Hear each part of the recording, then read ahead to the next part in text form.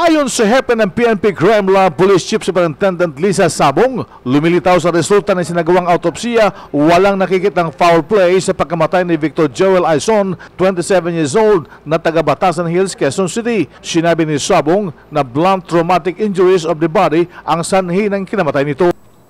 Fractured jaw, fractured jaw, all anterior ribs and pelvis. The cause of death, blunt traumatic injuries of the body consistent with fall from height. Sa findings ng mga otoridad ay hindi na tumagal pa ng isang oras ang hininga ni Aizon. Matapos na mahulog ito sa bundok, agad itong binawian ng buhay. Paliwanag ni Dr. Police Chief Inspector Joseph Palmero, ang chief ng medical legal ng PNP Crime Laboratory.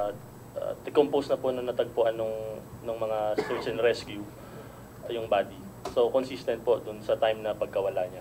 Si Dr. Police Chief Inspector Joseph Palmero, ang chief ng medical legal ng PNP Crime Lab.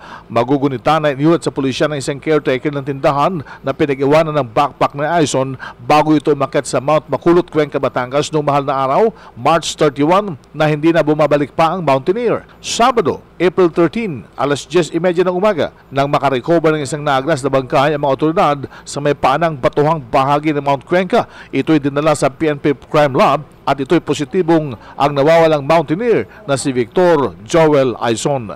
Iyan ang DCRS News sa Campo Crame. RH 911, Bing Formento, naglilingkod sa pagbabalita.